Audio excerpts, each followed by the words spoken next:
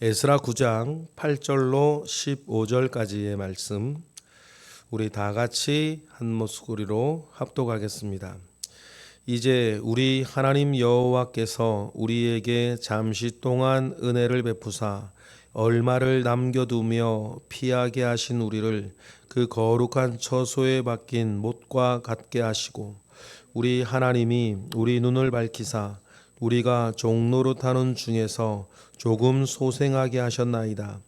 우리가 비록 노예가 되었사오나 우리 하나님이 우리를 그 종살이하는 중에 버려두지 아니하시고, 바사 왕들 앞에서 우리가 불쌍히 여김을 입고 소생하여 우리 하나님의 성전을 세우게 하시며 그 무너진 것을 수리하게 하시며 유다와 예루살렘에서 우리에게 울타리를 주셨나이다. 우리 하나님이여, 이렇게 하신 후에도 우리가 주의 계명을 저버렸사오니 이제 무슨 말씀을 하오리이까?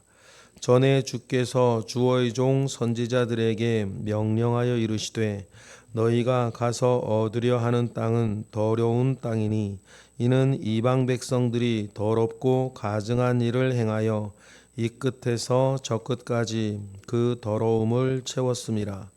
그런즉 너희 여자들을 그들의 아들들에게 주지 말고 그들의 딸들을 너희 아들들을 위하여 데려오지 말며 그들을 위하여 평화와 행복을 영원히 구하지 말라.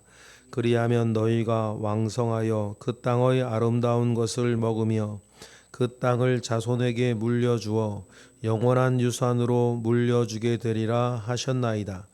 우리의 악한 행실과 큰 죄로 말미암아 이 모든 일을 당하였사오나 우리 하나님이 우리 죄악보다 형벌을 가볍게 하시고 이만큼 백성을 남겨주셨사오니 우리가 어찌 다시 주의 계명을 거역하고 이 가증한 백성들과 통혼하오리이까?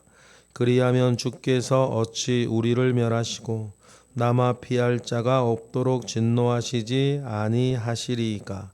이스라엘의 하나님 여호와여, 주는 의로우시니 우리가 남아 피한 것이 오늘날과 같사옵거늘 도리어 주께 범죄하였사오니 이로 말미암아 주 앞에 한 사람도 감히 서지 못하겠나이다 하니라.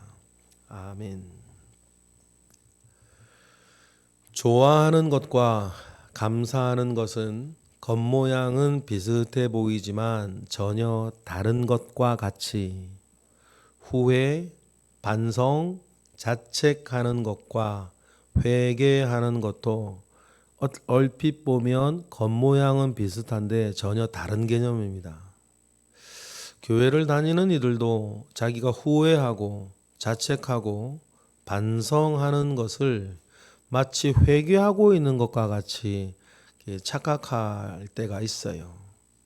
그러나 여러분, 분명히 이 개념을 잘 잡으셔야 됩니다. 후회, 반성, 자책과 회개는 전혀 다른 것입니다. 때때로는 후회나 반성이나 자책이 회개의 문을 열기도 합니다. 그런데 참 많은 경우에는 후회나 자책이나 이렇게 반성하는 것이 회개의 문을 막아버려요. 그거를 했다고 자기 마음의 위로를 혼자 다 받아버리거든요. 그러니 여러분, 우리가 구분을 잘 하셔야 됩니다. 후회하는 것, 반성하는 것, 자책하는 것과 회개하는 것은 전혀 다른 것입니다. 회개는 하나님 아버지 앞에 나아가는 것, 가지고 가는 것입니다. 하나님 아버지 앞에서 모든 것을 고백하고 자백하는 것입니다. 하나님 아버지 앞에 고백하고 자백했다는 것은 다시는 그 일을 반복하지 않겠다는 것입니다. 그리고 잘못된 것이 있으면 잘된 것으로 고쳐내겠다는 것입니다. 그래서 회개를 이야기할 때 회개는 전환하는 거지, 후회하는 게 아니라 말을 하는 것입니다. 그래서 회개는 턴하는 거라 그럽니다. 그래서 말 그대로 회개 아닙니까? 돌이켜 고치는 것입니다. 우리나라 말로도 그래서 회개, 돌이켜 고치는 것이라 그러는 거고, 뭐 신앙적 용어로도 마찬가지입니다. 말 그대로 회개 아닙니까? 그런데 후회하는 것은 회개가 아니죠. 그러면 반성하는 건 회개가 아니에요. 자책하고 있는 것, 그래서 자기를 자학하고 있는 것 회개 아닙니다. 그는 자기의 슬픔과 아픔을 즐기고 있는 거예요. 어떤 면에서는 영적으로는 그래요. 자기에게 있는 슬픔과 비극을 즐기고 있는 거지. 그건 회개 아니에요. 그래서 자기에게 있는 아픔과 이 슬픔을 가지고 회개로 나아가는 것이면 오케이. 그러나 즐기고만 있으면 마치 슬픈 영화 보고 울듯이, 마치 그런 분 정말 많이 봤거든요. 자기에게 있는 슬픔과 아픔을 마치 슬픈 영화 보듯이 즐기고만 있어요. 아파하면서. 그건 회개 아닌 것입니다. 회개는 내가 무엇이 잘못되었다는 것을 아는 거예요. 그리고 그것을 하나님 앞에 가지고 가는 것이고, 그리고 하나님과 함께 그것을 고쳐내는 것입니다. 그러면 여러분, 오늘 에스라가 하고 있는 것도 회개 기도가 맞아요. 반성 기도하는 게 아니지 않습니까? 왜 에스라가 지금 후회 기도하는 거 아니죠. 자책 기도하는 거 아니에요. 에스라가 지금 회개 기도하고 있습니다.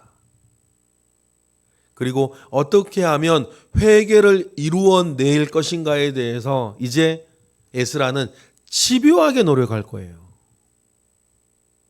회개를 완성하기 위해, 다른 말로는 기도를 완성하기 위해. 어떤 분들 가끔 기도가 뭔지 모르고 기도에 대한 개념도 없으시니까 기도한다고 됩니까? 뭐 이런 얘기 하시는 분이 있어요.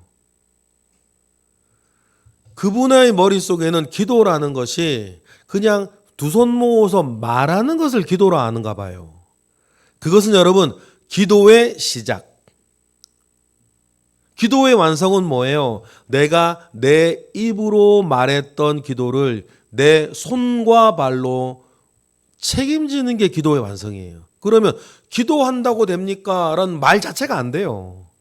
내가 가정의 평화를 위해서 기도를 했으면 그분은 그런 거죠. 가정을 위해서 기도했어. 하나님 앞에. 그 집에 가서 계속 싸워. 그래 놓고 나중에 기도한다고, 기도해도 안 된다 그래요. 그게 뭐야? 그 기도 안 한 거죠. 기도하면, 가정의 평화를 위해서 기도를 하면 억울한 일이 있고 마음 상하는 일이 있고 뭐 이런 어떤 또 일이 있어도 집에 가서 자기 몸으로 기도를 책임져야 될 거 아니에요. 기도를 완성해야죠.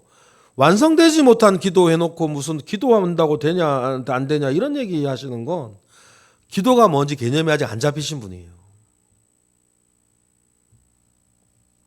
그러니 여러분, 회개 기도도 여러분, 회개 기도가 회개의 완성이 아니거든요. 이제 에스라는 말로 회개의 기도를 했으니 자기가 고백한 것을 몸으로 어떻게 완성해서 말 그대로 회개를 자기와 회개를 이스라엘에게서 이루어낼 것인지를 집요하게 책임질 거예요. 그래서 제가 예전에 많이 말씀드렸던 게 여러분, 우리가 최소한 내 기도는 책임지며 살아야 될 거 아니에요. 다른 것보다. 최소한 내가 내 입으로 고백했던 기도는 책임지고 살아야지. 그죠? 그래서 우리가 만약에 부부 사이에 화목을 위해 기도했으면 최소한 내 말로 하였던, 입으로 하였던 기도는 책임지며 살기 위해서 부부의 화평과 화목을 위해서 자기 몸을 밀어 넣어야 될 거 아니에요. 뭐 자존심 부리지, 그런 거 부리지 말고 말이에요. 억울하다 그러지 말고. 그래서 여러분, 기도가 무엇인지, 회개가 무엇인지 우리가 개념을 잘 정리하고 나아가는 게 중요합니다. 그러면 오늘 에스라는 회개를 완성하기 위해 회개의 기도를 하고 있는 거죠. 말의 기도를 하는 거예요. 엄정한 심판과 혹독한 고난이 남유다를 지나갔습니다. 그렇죠? 하나님의 엄정한 심판이 있었어요. 주전 586년에 609년부터 시작되었던 심판이 세 차례에 걸쳐서 하나님께서 왜 세 차례나 남유다를 심판하셨을까? 계속해서 기회를 주고 싶으셨던 것 같아요. 하지만 돌이키지 않았던 이스라엘은 마지막 세 번째 심판이었던 586년 엄정한 심판을 받고 혹독한 고난을 받았다. 근데 혹독한 고난이라 했을 때 여러분 우리가 혹독한이라고 하는 말 속에 들어있는 구체적인 신뢰들을 우린 잘 상상하기는 어려워요. 여러분 시드기야 왕이 어떻게 죽었는지 아시잖아요. 네가 이 땅에 사는 동안 마지막으로 본 것은 네 아들들의 목이 떨어져 나가는 것이다. 그래서 시드기야 앞에 자기 아들들의 목을 다 쳤습니다. 그리고는 시드기야의 눈을 뽑아버렸어요. 두 눈을. 여러분 그것이 혹독한 고난이라 할 때 혹독한의 작은한 내용이에요. 이게 남 얘기니까 우리 들고 있지. 그게 우리 얘기였죠. 어떤 그 혹독 그 어떻게 하겠어요, 그거를. 그러니 엄정한 심판과 혹독한 고난을 받고 그런데 그 고난의 기간이 다 차서 돌아온 사람들의 이야기 아닙니까? 그래서 조금 소생하게 되었고 잠시 동안 우리에게 하나님께서 회복의 기회를 주셨다는 거예요. 에스라 8장의 그 내용이죠. 8절 읽어보겠습니다. 시작. 이제 우리 하나님 여호와께서 우리에게 잠시 동안 은혜를 베푸사 얼마를 남겨두어 피하게 하신 우리를 그 거룩한 저소에 박힌 못과 같게 하시고 우리 하나님이 우리 눈을 밝히사 우리가 종로로 타는 중에서 조금 소생하게 하셨나이다. 그래서 살아남은 자, 그 남은 자 할 때 여러분 예루살렘에 남아있던 사람들이 남은 자가 아니고 주님께서 바벨론으로 데려가셔서 그들의 신앙과 믿음 가운데 조금 소생하게 되어진 자라. 잠시 동안 은혜를 베푸사 얼마를 남겨둔 요 사람들, 그 남은 자들이 예루살렘에 돌아온 거거든요. 그런데 간혹 예루살렘에 남아있는 사람들을 남은 자라고 이렇게 잘못 이야기하시는 분들이 있는데 그건 아니고 오늘 에스라 정확하게 얘기하죠. 남은 자는 바벨론 포로 잡혀갔던 사람들 중에서 그 가운데에서 바벨론에서 믿음 가운데 남겨져서 돌아온 사람들 남은 자라 그러는 거예요. 에스라가 그 얘기를 하는 거예요.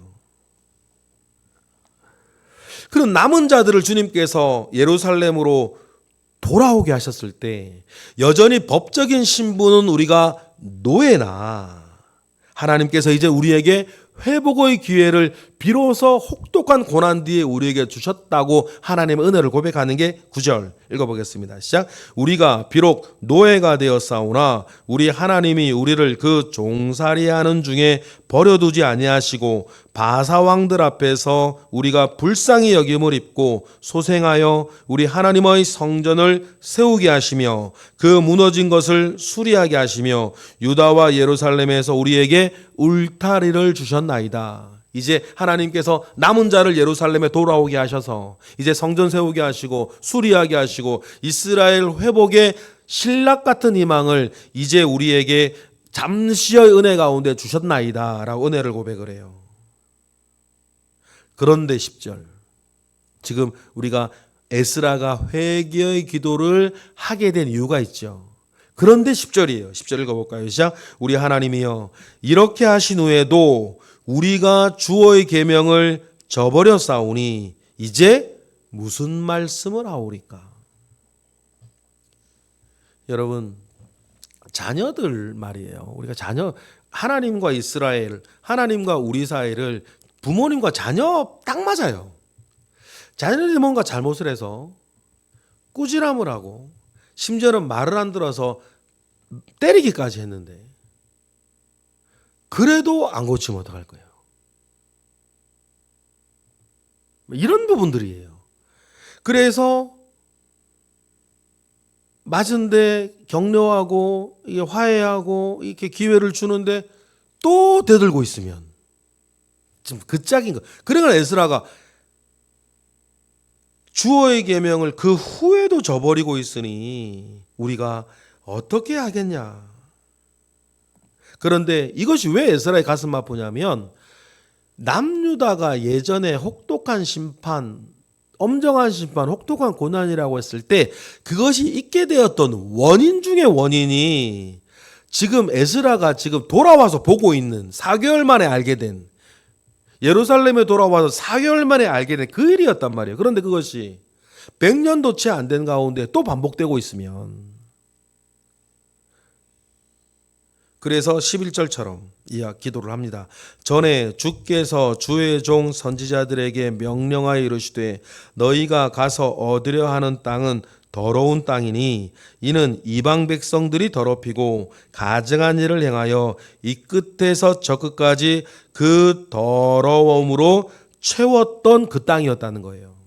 그런데 출애굽을에서 나와서 가나안 땅을 차지할 때도 그런 땅이었고, 바벨론에서 이제 출애굽 제2의 출애굽을 해서 예루살렘으로 돌아와도 그런 땅인 거예요. 그렇죠?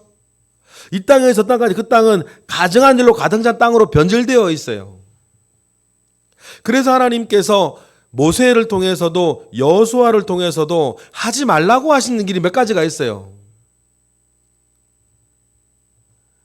12절 같은 일이었죠. 12절 읽어보겠습니다. 하지 말라고 했던 것. 시작. 그런즉 너희 여자들을 그들의 아들들에게 주지 말고 그들의 딸들을 너희 아들들을 위하여 데려오지 말며 그들을 위하여 평화와 행복을 영원히 구하지 말라. 그리하면 너희가 왕성하여 그 땅의 아름다운 것을 먹으며 그 땅을 자손에게 물려주어 영원한 유산으로 물려주게 되리라 하셨다는 거죠. 모세의 마지막 신명기의 내용을 보거나 여호수아의 마지막 유언을 보면 하나님께서 너에게 주신 아름다운 땅에 속히 멸망당할 거다, 이런 거 하면, 그러는데 이스라엘이 지키질 않아요. 근데 하나님 한꺼번에 그냥 멸망시키지 않으셨죠. 사사들을 일으키시고 선지자들을 일으키셔서 돌이키려고 하나님께서 얼마나 애를 쓰셨습니까? 무려 1000년 동안 애를 쓰셨어요. 사사기까지 포함하면 1000년 동안 하나님께서 기회를 주시면 기회 줄 만큼 주신 건 맞는 거 아닙니까? 사사기하고 왕정다도 하면 1000년이거든요. 1000년 동안 기회를 주셨으면 기회 줄 만큼 주신 거예요. 그런데도 이스라엘은 돌이키지 않았죠. 회개하지 않아서 후회 반성 자책은 있었어요. 그들한테도. 돌이키지 않아서 모든 것이 끝났고 이제 요만큼 남겨준 남은 자들이 예루살렘에 돌아왔다는 거예요. 13절 시작. 우리의 악한 행실과 큰 죄로 말미암아 이 모든 일을 당하였사오니 우리 하나님이 우리 죄악보다 형벌을 가볍게 하셔서 어떻게 했다? 이만큼 백성을 남겨주어서 남은 자들이 예루살렘에 돌아왔다는 거예요. 이게 마지막 희망의 신락 같은 회복의 희망 아닙니까? 그런데 그 사람들이 14절 다시 계명을 어기기 시작하는 거예요. 불과 3세대 만에, 100년이 안 되는 3세대 안에. 14절 다 같이 시작. 우리가 어찌 다시 주의 계명을 거역하고 이 가증한 백성들과 통혼하오리이까? 그리하면 주께서 어찌 우리를 멸하시고 남아 피할 자가 없도록 진노하시지 아니하시리이까? 또 남은 자들이 돌아와 또 그러고 있으면, 옛날에 이것 때문에 그런 심판을 받았는데 돌아온 자들이 또 그러고 있으면 또 어떻게 되겠다? 또 심판받겠다. 뭐 그 이야기를 지금 에스라는 회개 기도하는 거죠. 하나님 앞에. 그러니 15절은 그래서 못 서겠다는 게 아니고 염치불구하고 서겠다는 뜻에서 회개 기도하는 거죠. 15절 읽어보겠습니다. 시작. 이스라엘의 하나님 여호와여, 주는 의로우시니 우리가 남아 피한 것이 오늘날과 같사옵거늘 도리어 주께 범죄하였사오니 이로 말미암아 주 앞에 한 사람도 감히 서지 못하겠나이다 하니라. 여러분, 어디에나 꺼지지 아니하는 마지막 등불 같은 사람이 있습니다. 하나님의 말씀이 희귀하여 이상이 보이지 아니한 시대, 엘리 제사장의 시대, 참 희망이 뭡니까? 사무엘로 인해서 여호와의 성전의 등불은 꺼지지 아니하였다. 성경에 그렇게 나오죠. 마찬가지. 에스라로 인해서 여전히 이 남은 자들이 세워놓은 그 볼품없는 성전에도 여호와의 등불은 꺼지지 아니하게 되는 것입니다. 여러분, 우리 교회에도 꺼지지 아니한 여호와의 등불 같은 분들이 많기를 바랍니다. 여러분, 여러분의 가정에도 꺼지지 아니한 여호와의 등불 같은 사람들이 있기를 바랍니다. 그런 사람들이 있으면 희망은 계속됩니다. 맞습니까? 우리 교회에, 여러분의 가정에 희망이 있기를 바랍니다. 그리고 여기 계신 분들이 저는 믿어요. 알고 있습니다. 여기 계신 분들이 꺼지지 아니하는 여호와의 등불 같은 사람들이 되셔야 됩니다. 그리고 여러분들은 되고 계십니다. 에스라와 같은 사람, 사무엘과 같은 사람, 저와 여러분들이 되고 있습니다. 그리고 기도하였으면 하나님은 응답하실 줄 믿습니다. 그리고 우리는 내 힘으로 아등바등 살아가는 사람들이 아니라 주님 주시는 기도의 응답으로 사는 사람들이다 라고 하는 것을 기억하시고 또 늘 그 은혜 가운데 살아가시고 승리하시는 우리 모두가 되기를 주님의 이름으로 축복합니다. 기도하겠습니다. 할렐루야. 하나님 감사와 영광을 올려드립니다. 크신 은혜 가운데에 우리와 함께 하옵소서. 하나님 아버지의 선하심을 믿으니 염치불구하고 나아가는 에스라처럼 우리도 우려의 어리석음과 주변의 모든 연약함 가운데에서도 여전히 꺼지지 아니하는 여호와의 등불 되어 있게 하옵소서. 늘 기도하게 하옵시고 응답받게 하옵소서. 이 시간 드려지는 1000번째 예물 가운데 주님 함께 하시고 오늘도 새벽을 깨우는 이들 가운데에 주님 만나 주옵소서. 예수 그리스도의 이름으로 기도드렸나이다. 아멘.